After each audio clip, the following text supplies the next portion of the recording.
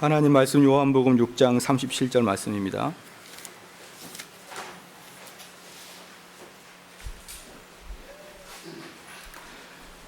하나님 말씀 6장 37절 말씀입니다.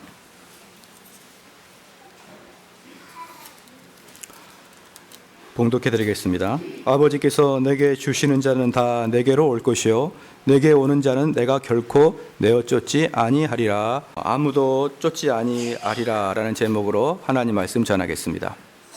오늘 이 37절 말씀은 벌써 오늘이 세 주째 설교하는 주간입니다. 그만큼 중요한 본문이기 때문에 그렇습니다. 이 본문은 우리가 개혁신앙의 가장 위대한 근본이 되는 본문이라고 말씀을 드렸습니다. 바로 근데 지난주에는 37절 전반부를 우리가 보았습니다. 아버지께서 내게 주시는 자는 다 내게로 올 것이요, 이것에 대해서 우리가 좀 보았습니다. 우리가 하나님 앞에 나오는 자들은 우리가 나오는 게 아니고 하나님이 예수님에게 할당한 사람들만 나온다고 이렇게 말씀을 드렸습니다. 우리가 나오고 싶다고 나오고 우리가 나오기 싫다고 나오는 게 아니라 하나님이 예수님께 여러한 사람을 내가 너에게 주었다라고 하는 사람만 나오는 것입니다. 다 믿으시길 축원합니다. 그래서 우리가 이 신앙생활 할 때는 우리의 의지로 하는 게 아니라 하나님의 콜링이 있는 사람들만 그 일을 한다는 것이에요. 그래서 우리가 이곳에 앉아서 하나님의 말씀이 은혜가 되는 그 자체만으로 하나님께 감사함을 드려야 되는 것입니다. 저는 많은 사람을 봤는데 어떤 사람은 은혜를 받고 싶다고 그렇게 마음을 가져도 또 은혜가 안 되는 것이에요. 나도 저들처럼 좀 뜨겁게 기도를 해보고 싶은데 아무리 기도를 해도 할아버지부터 시작해서 손자까지 기도를 해도 5분 만에 끝나는 사람들, 나도 저들처럼 기도 좀 해보고 싶다. 우리에게 열등감을 주는 사람은 어떻습니까? 잠시 눈을 감고 기도했다 싶었는데 3시간이 흘렀다. 이렇게 우리를 열등감을 주는 사람이 있는데 사실은 그건 약간의 그 과장이 섞여 있는 거예요. 어쨌든 저렇게 나도 기도하고 싶다. 저렇게 기도하고 싶다.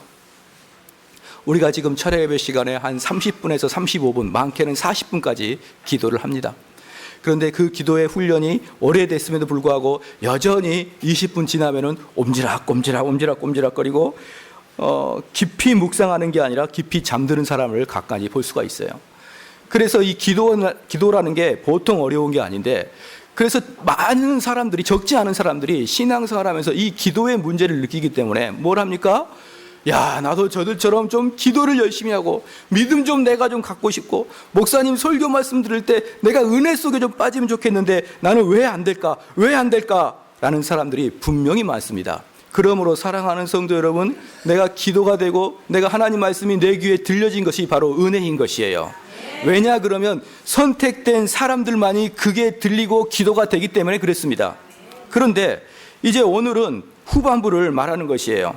내게 오는 자는 내가 결코 내어 쫓지 아니하리라. 할렐루야. 이 말씀이 우리를 얼마나 위로를 하는지 모릅니다. 우리는 이렇게 지난주까지 이렇게 오해할 수 있어요. 목사님, 그러면 나는 예수님 믿고 싶어 죽겠는데 하나님이 나를 선택하지 않으면 나는 어떻게 해서든지 버림받는 사람이네요. 하나님, 나는 우리 그 남편이 어떻게 해서든지 주님 믿고 천국 가게 하고 싶은데 우리 남편 선택 안 했으면 내가 무슨 수를 써더라도 그 사람은 지옥 갈 사람이네요. 이렇게 반문하는 사람들이 있었을 것입니다. 왜냐 그러면 예정론 선택 교리를 설교하면은 거의 대부분이 이 질문은 동일하게 나타나기 때문에 그렇습니다. 하나님 너무 잔인한 거 아닙니까? 어떤 사람은 그렇게 천국 가고 싶고 그래서 착한 일하고 교회를 열심히 다니려고 마음을 먹어도 선택받지 못해서 백날 수고해도 그 수고가 무익하게 되는 것이고, 어떤 사람은 선택받아가지고 그냥 탱탱탱 놀아도 천국 간다는 게 말이 됩니까? 라고 이렇게 의문을 제기하는 게 보편적입니다. 그래서 이 사도 요한은 전반부에는 하나님의 선택에 대해서 이야기했고, 곧바로 같은 절에서 후반부에서는 내게 오는 자는 내가 결코 내어 쫓지 아니하리라, 이렇게 분명히 말씀하셨습니다. 사랑하는 성도 여러분, 내가 주님을 찾는 자가, 주님을 찾고 내 마음을 주님께 여는 자는 누구든지 선택된 자라 이 말이에요.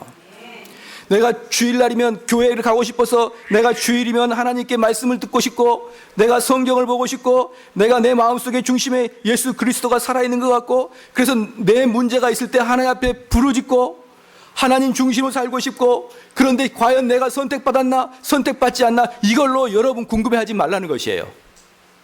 하나님께 나아오는 자는 한 명도 내어쫓지 않고 다 받아주겠다. 그래서 이걸 다시 원상복귀 말씀을 드리면, 내게 오는 자, 하나님께 헌신하고자 하는 자, 하나님의 말씀을 듣고자 하는 자, 하나님 말씀대로 실천해 보고자 하는 자, 그들은 선택된 자다, 이 말입니다. 그래서 여기에서 내게 오는 자라고 할 때 이 오는이라는 게 우리는 좀 알아봐야 됩니다. 이 온다는 뜻은 뭐냐 그러면, 내게 온다, 내게로 오라, 수고하고 무거운 짐진 자들아 다 내게로 오라, 이건 걸어서 터벅터벅 교회에 오는 게 아니고 믿는다는 뜻을 이야기하는 것입니다. 그 은혜를 인하여 믿음으로 말미암아 구원을 얻었나니, 에베소 기자는 이렇게 말했습니다. 히브리서 기자는 이렇게 말했습니다. 믿음이 없이는 기쁘시게 못하나니. 그래서 우리가 예수님께 온다, 예수님께 나온다, 이 말은 믿는다라는 말과 동일어입니다.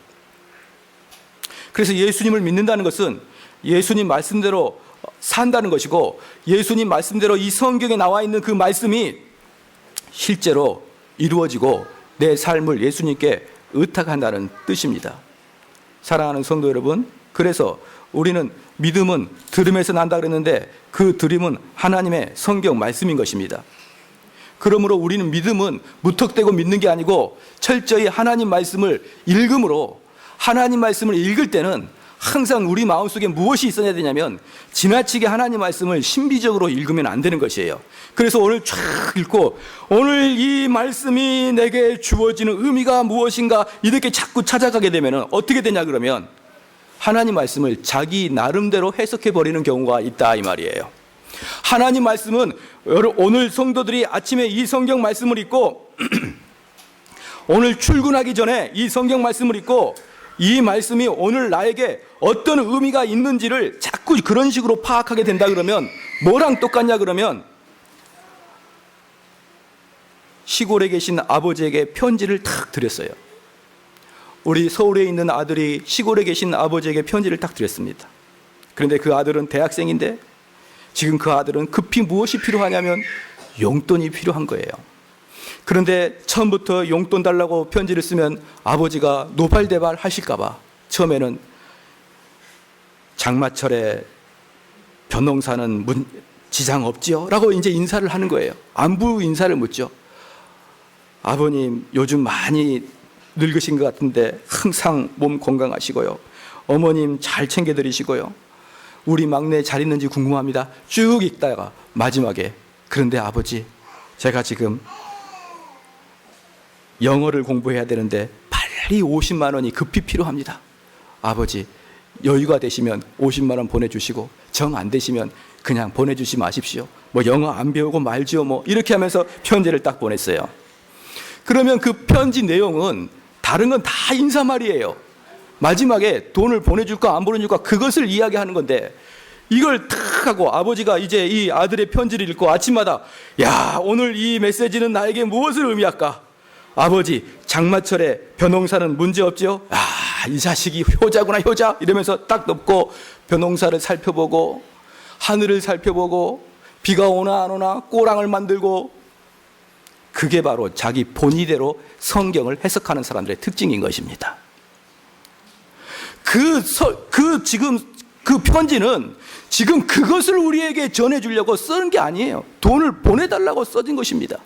그러면 성경을 읽을 때도 누구의 관점으로 읽어야 될까요?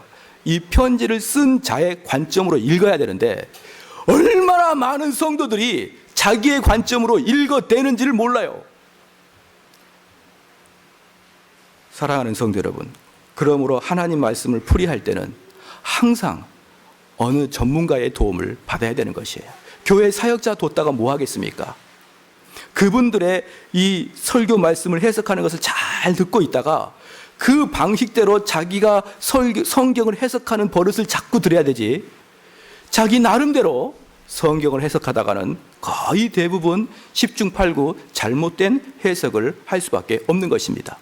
그러므로 우리가 믿음은 들음에서 나는데 그 들음은 하나님 말씀인데 그 하나님 말씀을 하나님께서 저자를 통해서 쓰고자 하는 그 의도대로 해석할 때 드디어 믿음이 우리에게 들어오기 시작합니다. 그러니까 이 성경을 읽을 때 지나치게 신비적인 관점이나 지나치게 그 감동적인 관점으로 읽지 마시고 철저하게 이 본문을 저자가 어떻게 무슨 의도로 이걸 썼는지라는 관점으로 성경을 해석해야 되기 때문에 성경을 볼 때는 성령의 도우심으로 성령의 역사하심으로 감동을 받고 성경을 해석하지만 우리 입장에서는 성경을 철저히 이성적으로 해석해야 되는 거예요. 앞뒤 문맥을 살펴가며 전체 문맥을 살펴가며 저자의 의도가 무엇인가를 머리에 넣고 이 성경을 꿰뚫어 봐야 된다는 것입니다. 그럴 때 성령께서 실제적인 역사가 이루어지는 것이에요. 할렐루야, 할렐루야. 그래서 스펄전은 이렇게 이야기했습니다. 믿음은 눈먼 것이 아니다. 왜냐하면 믿음은 지식으로부터 시작하기 때문이다. 믿음은 사변적인 것도 아니다. 왜냐하면 믿음은 확실하기 때문이다. 확실한 사실을 기반으로 두고 있기 때문이다. 믿음은 비실제적인 것이 아니다. 비실제적인 것이나 꿈 같은 것이 아니다. 왜냐하면 신뢰하고 그 운명을 계시된 진리에 맡기기 때문이다. 믿음은 그리스도가 성경에서 말씀되어진 바로 그러한 분을 믿고 그가 약속한 것을 사실이라고 믿고 그런 다음에 그분에게 이러한 것을 기대하는 것이다. 할렐루야. 사랑하는 성도 여러분, 예수님께서 부활하셨습니다. 믿으십니까? 그 예수님께서는 그 부활하심을 자기 스스로 첫 열매라 그랬습니다. 할렐루야. 첫 열매라 그랬으면 그 다음 열매는 똑같이 열매가 맺는다는 거 아십니까? 우리가 추수감사 할 때 추수 제일 처음에 열리는 그 과일을 드린 이유가 무엇입니까? 그 첫 열매 다음부터 일어나는 열매는 다 똑같은 열매가 연다는 것에 대한 감사함인 것이에요. 처음에는 감이 이렇게 막 풍성하게 나더니 그 다음에 감이 쪼글쪼글 나고 그러는 게 아니고 첫 열매랑 비슷하게 다 열매가 맺어진다는 것입니다. 그런데 예수님께서는 첫 열매라고 하였습니다. 그런데 어떤 첫 열매냐 그러면 부활의 첫 열매라고 하였습니다. 할렐루야. 사랑하는 성도 여러분 다 죽으면 부활할 걸 믿으십니까? 믿으십니까? 그럼 이 세상에 살 때 욕심 부리지 말고 살아야 되는 거예요. 부활한 것은 믿는다고 아멘은 쉽게 잘하는데 부활한 사람들의 삶은 어떻게 돼야 됩니까? 이거랑 똑같아요. 여러분 우리가 다음 달에 미국으로 이민 갑니다. 이민 가는 것을 믿으십니까? 그랬더니 아멘 아멘 막 그러는 거예요. 그럼 이민 가는 사람들의 삶이 어떤 사람입니까? 일단 결혼할 때도 제가 아는 목사님이 결혼하고 1년 만에 유학을 갔어요. 그런데 1년 후에 유학 갈 걸 생각해가지고 그 집을 신혼집을 꾸미는데 제가 가보고 아주 깜짝 놀랐습니다. 왜? 장롱도 없어요. 신혼집에 장롱이 없어요. 그리고 보편적으로 결혼하게 되면은 신랑과 신부 둘이만 식사하는 거 아니지 않습니까? 집들이도 해야 되고 손님도 오고 그리고 친정어머니, 시부모님 오셔가지고 식사할 때도 많으니까 일단 밥그릇 수저는 이렇게 한 10개 막 20개 쌓아놓지 않습니까? 근데 거기는 밥그릇 2개, 수저 2개. 제가 가서 밥 먹는데 아르바이트로 저 먹었어요. 왜요?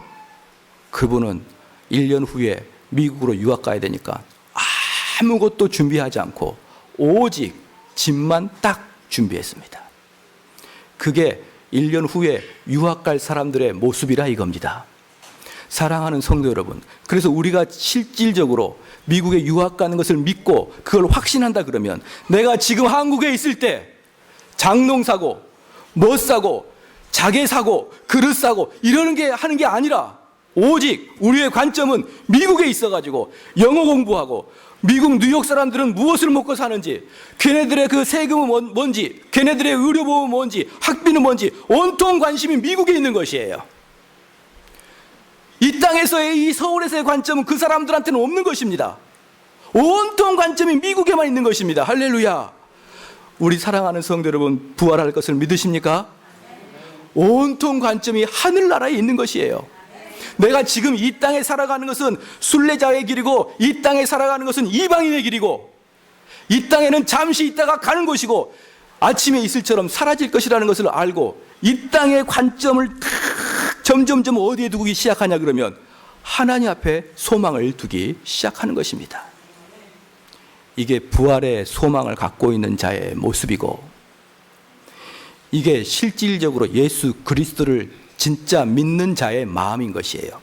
사랑하는 성도 여러분, 그런데 나는 부활의 소망을 믿는다고 말하지만 가만히 그 사람을 보니까 온통 관점이 전부 다 이 땅의 것에만 머물러 있는 것이에요. 그래서 기도할 때 그 제목을 가만히 적어보니까 하나님 이번에 출세하게 해주시고, 하나님 이번에 사업 잘 되게 해주시고, 하나님 이번에 뭐 병 고쳐주시고, 병 고친 것도 이 땅의 것입니다. 다 자세히 보십시오. 우리가 병 나은 거 하늘나라의 것이 아니에요. 이 땅의 것입니다. 다 세속적인 것에 머물러 있고, 근데 오해하지 마십시오. 이 땅에 살아갈 때 이러한 것들 하나님께 구하는 거 맞습니다. 우리가 어려움 처할 때 하나님께 구하는 거 맞아요. 그러나 우리의 진짜 마음은 하늘의 소망을 계속 두는 것이에요. 그래서 내가 이 땅에서 고난을 당할지라도, 뭐 좀 있으면은 영원한 복락의 천국에 갈 건데, 내가 이 정도 고난이야 뭐 그냥 웃고 말지. 그죠? 내가 이 땅에서 크게 성공했습니다. 크게 성공했습니다. 그런데 우리 마음속에 그런 마음이 있는 거예요. 이런 부귀영화 좀 있으면 이슬처럼 사라질 건데, 내가 이 땅에다 소망을 두지 말고 하나님께 소망을 둬야지. 자, 이런 마음이 있으면요, 어떤 마음이 되냐 그러면 내가 이 땅에 실패할 때 너무 슬퍼하지 않습니다. 그래서 빌립보서에서 말씀하는 것처럼 항상 기뻐하라가 가능하게 되는 것이에요. 이 땅에다가 온통 소망을 두고, 그래서 이 땅에 세속적인 것에 관심을 다 기울이다가 내가 요구한 것이 탁 안 됐습니다. 그러니까 내 마음에 슬픔이 몰아치기 시작합니다.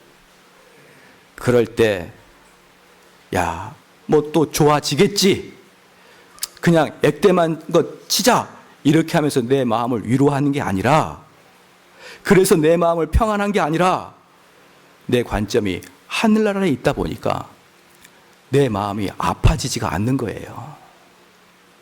또 하나, 내가 이 땅에서 성공을 했습니다. 그런데 내 관점이 하늘나라에 있는 거예요. 그런 사람은 교만하지 않습니다.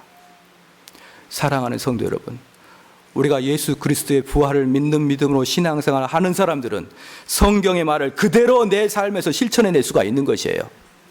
고난 당할 때 슬퍼하지 않고 내가 좀 잘 될 때 교만하지 않는 그 마음은 오직 예수 그리스도의 부활의 신앙을 믿는 것입니다. 그래서 이제 예수님께 나온다는 것, 이제 이게 무엇인지 좀 더 구체적으로 살펴보겠습니다.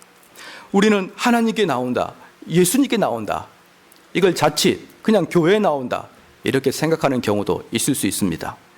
근데 그것과 그것은 같을 수도 있지만 또 전혀 다릅니다. 그래서 하나님께 나오는 사람들, 예수님께 나오는 사람들이 아주 떼거지로 예수님께 나왔던 그런 역사들이 있습니다. 그때 보고, 그때 왜 그렇게 많은 사람들이 예수님께 그냥 떼거지로 몰려왔는지, 그때 그 사건들을 한번 우리가 살펴보면서 어떻게 하는 게 바로 예수님께 나오는 것인지를 한번 보겠습니다. 성경에서 사도행전에 보면 베드로가 설교할 때 3,000명, 5,000명이 주님 앞에 왔습니다.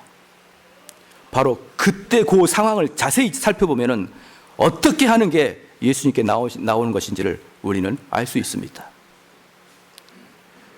어떤 교회 제가 예를 들겠습니다. 어떤 교회는 돈이 너무 많아요. 그래가지고 저는 깜짝 놀랐는데, 무슨 행사를 하나 치르는데 40억이 들었다는 거예요. 40억이. 얼마나 많은 사람을 외국에서 초대해가지고 그분들을 10일 동안 호텔에서 먹이고, 그리고 그 국제적인 행사를 그 교회가 맡아서 했는데 그 비용이 자그마치 40억이 들었다는 거예요. 그래서 경기도에서 10억 정도 지원해주고 그 교회에서 30억을 지원했다. 그런데 성경에는 이렇게 말합니다. 은과 금은 내게 없거니와 내게 있는 것으로 내게 주노니 곧 나사렛 예수 그리스도 이름으로 일어나 걸으라. 할렐루야. 현대교회는 돈이 있을 수 있습니다. 근데 초대교회는 돈이 없었습니다. 물론 돈이 한 푼도 없었던 게 아니고 돈이 적었죠. 그런데 현대교회는 없었던 게 초대교회에 있었던데 그게 바로 하나님의 능력인 것이에요. 하나님의 능력은 초대교회에 있었고 지금은 돈이 더 많습니다. 우리가 잘 살펴봐야 되는 게 무엇이냐 그러면 초대교회 때 하나님의 역사가 불일듯 일어날 때 무슨 일이 있었는지 한번 보길 바랍니다. 우리는 매주 주일날 오면 너무너무 무기력합니다. 하나님 말씀을 들을 때도 무감각한 것이에요. 그리고 찬양을 할 때 무덤덕한 것입니다. 찬송가를 부르면 너무 익숙하니까 무덤덕하고 시편 찬송을 부르니까 잘 모르니까 무덤덕하고 가스펠송을 부르면 너무 앞서가서 무덤덕하고 우리는 온통 찬송에도 무감각합니다. 주일이면 쳇바퀴 돌듯이 똑같습니다. 기쁨도 별로 없습니다. 습관적으로 우리는 교회에 나옵니다. 그렇다면 2000년 전 오순절날 예루살렘에 성령이 임했던 그 역사가 지금은 일어나지 않는다 이 말입니까? 성령께서 오순절에 내려오셔서 이 땅에 계시는데 그 성령께서는 2000년 전의 성령과 다르시단 말입니까? 그래서 성령은 결코 변하지 않습니다. 할렐루야. 하나님도 변하지 않고 예수님의 말씀도 변하지 않고 성령의 능력도 변하지 않습니다. 그러므로 우리 이 교회에서도 2000년 전에 오순절에 일어났던 그 역사가 동일하게 반복되어 일어날 수 있다 이 말입니다. 그래서 우리는 성경에서 말하고 있던 사도들이 이야기했던 그 설교에 귀를 기울일 필요가 있는 것입니다. 그렇다면 성경적인 것은 무엇이냐 그러면 그리스도에게로 나아오는 것이고 더 나아가서 그리스도를 닮고자 하는 건 성경적인 것이고 앞에 성자는 똑같은데 뒤에가 틀린 게 뭐냐면 성공적인 것이 있습니다. 성경적인 것과 성공적인 것은 두 개가 나눠집니다. 성경적인 것은 그리스도를 닮고자 하는 그 마음이고 성공적인 것은 내 외면적으로 풍요와 내 명성과 성공의 사다리를 올라가는 것이며 가장 중요한 것은 하나가 뭐냐 그러면 내가 영향력 있는 사람인 것을 자꾸 느끼고자 하는 마음인 것이에요. 성공적인 것이. 나는 어느 곳에 가든지 성공적이다라고서 이야기하고자 하는 것은 뭐냐 그러면 내 영향력이 극대화될 때를 이야기하는 것입니다. 이 성공자의 내면 의식은 뭐냐 그러면 자신이 뭔가 되었다고, 자기가 중요한 사람이 되었다고, 자기가 영향력 있는 사람이 되었다고, 나는 고려할 만한 가치가 있는 사람이라고 자꾸 여기는 것, 그 의식을 가지는 게 성공적인 것이고, 이 성공적인 것은 성경적인 것과 절대로 양립할 수가 없다 이 말입니다. 그런데 이제 가장 큰 문제는 뭐냐 그러면 이제 우리가 초대교회 베드로가 설교할 때와 지금의 우리가 지금 현대 교회가 가장 큰 차이가 뭐냐 그러면 베드로와 그 사도들이 설교할 때는 이 세상 것은 썩어질 것이요 이 세상 것은 분토이기 때문에 이 세상 것에서 나의 가치관이 떠나서 하나님 앞으로 가는데 현대교회는 어떻게 문제가 바뀌었냐 그러면 성공이 축복이라고 바뀌어버렸다 이 말이에요. 우리가 예수님께 나온다는 것은 예수님의 가르침을 그대로 본받는다는 뜻인데 예수님께서는 우리가 성공적인 가치관으로 보게 된다 그러면 그분은 33살에 돌아가셨고 그리고 그를 따르는 추종자들도 전부 다 배반하고 다 도망가 버렸고 남은 사람은 몇 명밖에 없이 돌아가셨기 때문에 성공적인 관점으로 본다면 예수님은 성공적인 자가 아닌 거예요. 사도 바울 같은 경우도 어떻습니까? 그가 그냥 그대로 살았으면 당대의 높은 사람이 됐을 텐데 예수 그리스도의 그 맛을 알고부터는 그 모든 것을 다 분토와 같이 여기는 사도 바울, 세속적인 관점에 봤을 때는 그는 성공적인 사람이 아닙니다. 우리가 이 마음이 바뀌어야 되는 거예요. 그럴 때 세상 사람들은 우리를 보고 놀라기 시작하는 것입니다. 이게 우리가 예수님께 나아오는 자는 아무도 내어 쫓지 않겠다 라고 하는 말씀이 뭐냐? 그냥 내가 힘차게 교회를 온다는 뜻이 아니고 예수님이 말씀하신 그 말씀을 내가 따라서 살겠다라는 게 예수님께 온다는 뜻이에요. 그러니 하나님 앞에, 하나님, 내가 이 모든 가치관을 성령의 역사하심으로 내가 바꿔 나가겠습니다. 하나님, 나를 불쌍히 여겨주시고 내 마음속에 아직도 욕망과 내 마음속에 더러운 추악한 그런 탐욕이 있는데 하나님, 저를 불쌍히 여겨주시옵고 성령의 충만함으로 저를 바꿔주시옵소서. 그런 자는 하나님이 아무도 쫓아내지 않겠다는 거예요.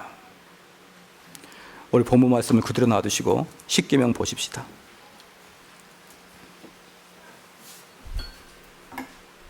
십계명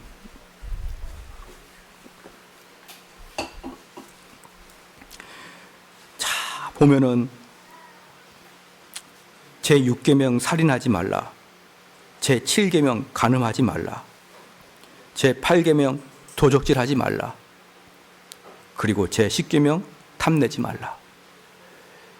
10계명에서는 내 마음의 탐심을 살인, 간음, 도적질과 동일선상에 놓고 있습니다. 목사님, 청와대 비서실장 그거 어디 써먹겠습니까? 창피하게. 그런데 내 마음에 탐심 있는 사람은 하나님 보시기에 똑같아요. 내 마음에 욕심 있는 사람은 간음한 자와 살인한 자와 다를 바가 없다 이 말입니다. 그런데 우리는 때때로 내 마음의 욕심을, 내 마음의 탐심을 무엇으로 포장합니까? 비전으로 포장하는 거예요.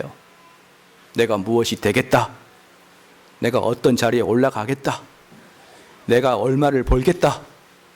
그래서 3년 계획, 5년 계획 잡으면서 그 일을 쭉 해나가는데 그 마음속에 자신이 혹시 탐심을 가지고 있는지를 되돌아보지 않고 이건 내가 좋은 일 하는 거야 라는 마음으로 계속 나가는데 그 속에는 성령의 역사가 일어나기가 힘든다 이 말이에요. 왜 초대교회 때는 성령의 역사가 그렇게 다이나믹하게 일어나고 왜 현대교회에서는 성령의 역사가 그렇게 일어나지 않는지 그 차이를 아시겠습니까? 그 다음에 세속적인 것을 하나만 더 말씀을 드리겠습니다. 세속적인 것은 현대는 우리에게 그렇게 이야기합니다. 공적인 삶과 사적인 삶을 분리시킵니다. 그래서 사적인 삶과 공적인 삶이 꼭 일치가 되지 않아도 크게 문제가 없다라고 생각합니다. 예를 들어서 이겁니다. 사적으로는 매우 인자한 사람이 있어요. 집에 와서는 내 자녀들에게 이놈아 앉아라. 내 아들놈이 어느 날 보니까 어디에서 연필을 하나 갖고 왔는데 이 연필을 내가 사준 적도 없고 어디 준 적도 없는데 좋은 연필을 들고 왔다 이겁니다. 그래서 묻는 것이에요. 이거 어디서 났냐? 주웠어요. 똑바로 말해, 어디서 났냐? 그래서 그 아이가, 우리 아들이 결국은 욕심이 나서 이 볼펜을 훔쳐온 것을 이제 이실직고를 받은 거예요. 그래서 그 녀석을 골방에 데리고 갔어요. 회초리로 때립니다. 내가 너한테 말하겠는데 다른 건 다 해도 거짓말하고 도둑질을 하지 마라 하면서 회초리로 때립니다. 아들이 웁니다. 아빠 용서해 주세요. 이 녀석아, 내가 너를 얼마나 사랑하는데 이 녀석아, 절대로 임마 너는 거짓말하면 안 돼 이 녀석아. 그리고 자기는 회사 가서 탈세합니다. 이게 공적인 삶과 사적인 삶의 분리를 이야기하는 거예요. 또 하나, 집에서 와이프에게 때만 되면 케이크를 사주고 자녀들에게 뽀뽀하고 우리 와이프, 우리 사랑하는 아내 그렇게 막 인자한 아빠가 회사 나가서 비서하고 불륜을 저질러요. 그러한 삶이 크게 문제가 되지 않는다고 생각하는 게 세속적 가치관입니다. 즉 이중적인 삶의 인격을 가지게 되어 있다 이 말이에요. 일관된 성격을 가진 게 아니라 이중적인 삶을 가지는 것이에요. 그래서 교회 올 때는 성도인 척, 밖에 나가서는 망나니가 변해요. 교회 와서는 그렇게 기도를 잘하는데 밖에서는 그렇게 술주정을 잘하는 거예요. 그래서 그분은 팍팍팍팍 바뀌는 거예요. 바뀌는 속도가 얼마나 빠른지 너무너무 빠른 거예요. 제가 알고 있던 어떤 형제 한 명은 저하고 라면을 먹으러 갔는데 저는 그 청년이 술 한 잔씩 하는 거라고 딱 느낌이 있었어요. 근데 그 청년은 자신이 술을 절대 먹지 않는 것처럼 이야기하고 있었죠. 그래서 저하고 김밥 천국에 갔습니다. 주로 저한테 식사를 사달라 그러면 저는 천국 쪽으로 가요. 김밥 세상, 김밥 천국 이런 데 주로 갑니다. 뭐 큰 걸 기대하고 오면 안 되는 거예요. 그러니까 뭐 먹고 싶냐 그랬더니 비도 오니까 라면 한 그릇 먹고 싶다는 거예요. 그래, 라면 갖고 와라. 아줌마, 라면 2개요. 단무지를 먹었어요. 그 청년이 단무지 그릇을 주면서 아줌마, 안주 하나 더요 이러는 거예요. 안주 하나 더요. 순간적으로 아차 했을 겁니다. 저번에 말씀드렸죠. 우리 성찬식 하면 어떻게 한다고요? 다 이제 성찬식 하면 이렇게 쭉 마시죠. 이렇게 해가지고 이렇게 줘. 무슨 뜻인지 아시겠습니까? 술 드신 사람들은요, 술 한 잔 먹고 이렇게 닦아요. 닦고 그 다음에 옆에 주거든요. 근데 보편적인 사람들은 그 성찬식하고 내려놓는데 그 집사님은 딱 하고, 그래서 속으로 아유, 주도가 참 밝으시네요. 속으로 성찬식 할 때 자기도 모르게 자기의 습관들이 드러나는데, 그런데 대부분의 사람들은 자기가 아주 깜짝같이 속이고 있다고 생각을 하는데, 사랑하는 성도 여러분, 이중적인 이런 관점을 가진 사람들은 언제나 들통나게 되어 있습니다. 그리고 이중적인 성격을 가진 사람에게서는 능력이 나타나지가 않아요. 그런데 우리 그리스도인들은 일관된 성품을 가져야 됩니다. 할렐루야. 일관된 성품을 가질 때, 그 일관된 성품을 가질 때 바로 내 모습을 보면서 내 주변에 있는 사람이 나를 보면서 놀라기 시작하는 거예요. 다른 모든 세속적인 관점은 이중적인 성격을 가지는데, 아니 제 갑돌이 갑순이 쟤는 일관된 성품을 가지고 있구나. 바로 그 모습을 보면서 수많은 사람들이 예수님께 나오는 것입니다. 이게 예수님께 나오는 것이에요. 너무나 중요한 것입니다. 우리는 전도할 때 입으로 전도하는 거 아닙니다. 사랑하는 성도 여러분, 이걸 분명히 아셔야 됩니다. 어제도 저한테 전화가 왔어요. 이제 우리가 교회가 거의 완성이 되니까 전화가 자주 와요. 너무너무 놀라우게 타이밍을 정확히 맞춥니다. 처음에 땅 팔 때는 토목 기사들이 전화가 와요. 이거 어떻게 이렇게 잘 아는지. 여러분보다 그 사람들이 우리 교회에 더 관심이 많아요. 뭘 아면 합니까 또. 또 인테리어 할 때는 인테리어 업자들이 또 그렇게 전화가 오고, 무슨 뭐 할 때는 뭐가 오고, 이제는 뭐가 오냐면 에어컨 설치하는 LG에서 삼성에서 전화가 오는 거예요. 아니 제가 그래서 전화를 받고 웃어버렸어요. 어떻게 이렇게 공정 시간을 정확히 하냐고. 지금 딱 에어컨 들어갈 시간인데 어떻게 이렇게 잘하냐고. 뭐 다 그게 사업의 수완이죠 뭐. 근데 요즘에 또 뭐가 옵니까? 목사님 안녕하세요, 우리 교회에 나오겠습니다 이렇게 전화한 사람 저한테 아무도 안 오고, 목사님 안녕하세요, 저는 마을버스 회사인데요, 광고 하나 실으세요. 버스 옆에다가 삼성제일교회 크게 붙이면 교회가 부흥할 것입니다. 그래서 이 버스 회사에서 우리 교회의 부흥을 이렇게 생각해 주시고, 또 이 아파트가 많이 형성되니까 아파트 조합에서 전화 왔어요. 목사님, 아파트 엘리베이터에다가 광고 하나 넣으십시오. 그러면 부흥합니다. 우리 성도보다 훨씬 더 많은 사람이 우리 교회의 부흥에 관심을 갖고 있다는 걸 알았죠. 사랑하는 성도 여러분, 다 거절했습니다. 전도는 그게 아닙니다. 전도는 광고가 아닙니다. 전도는 내 삶이 전도인 것이에요. 이 초대교회 때 사람들이 버스에다가 광고 붙이고 엘리베이터에다가 유리에다가 판을 넣어서 사람들을 몰려오게 한 게 아니라 그 성도들의 삶이 이방인의 삶과 전혀 다르므로 사람들이 구름대처럼 알아보기 위해서 몰려왔더라 이 말이에요. 그게 바로 예수님께 나아오는 자들인 것입니다. 할렐루야. 예수님께 나아오는 거 너무 추상적으로 생각하지 마십시오. 예수님께 나아오는 것은 예수님의 말씀을 다 지키고 그 말씀대로 살아가기를 원하는 자의 마음속에 들어온다 이 말입니다. 할렐루야. 마지막으로 말씀을 드립니다. 예수님께서 처음에 제자들을 선택하실 때 베드로도 안드레도 그 다음에 마태도 이렇게 선택할 때 잘 보십시오. 예수님께서 나무 밑에 앉아있는 세리 마태를 부를 때 나를 따라오라 그러자 그 사람이 자기의 모든 것을 버리고 따라갔습니다. 그리고 다른 제자들도 예수님께서 나를 따르라 하니까 모든 것을 버리고 배와 그물을 버리고 예수님을 쫓았더라 이렇게 말씀했습니다. 왜 그렇게 그들이 일관되게 예수님이 나를 따르라 했을 때 이 자기가 사회에 갖고 있던 것을 모두 버리고 예수님을 쫓았는지 아십니까? 왜 그러냐 그러면요, 그들이 예수님께서 무엇을 원하시는지를 미리 알고 있었기 때문에 그러는 거예요. 예수님께서 그 당시에 여러 군데 다니면서 설교를 많이 하시고 가르침을 많이 하자 예수님을 따르지 않는 자들도 그 예수님께서 무엇을 원하시는지를 다 알고 있었어요. 그래서 그들이 예수님이 나를 따르라 하는 것은 너의 모든 것을 버리고 나를 따르라 이 말인 것을 알고 있었다 이 말입니다. 그래서 그 제자들은 하나같이 예수님을 따를 때 모든 걸 버리고 예수님을 따랐다는 것을 아셔야 되는 것이에요. 사랑하는 성도 여러분, 저는 여러분에게 모든 걸 버리고 예수님 따르라 그런 말 아닙니다. 근데 내 가치관을 아버지께 소망을 두라 이 말이에요. 그게 하나님께 나아온다는 뜻인 거예요.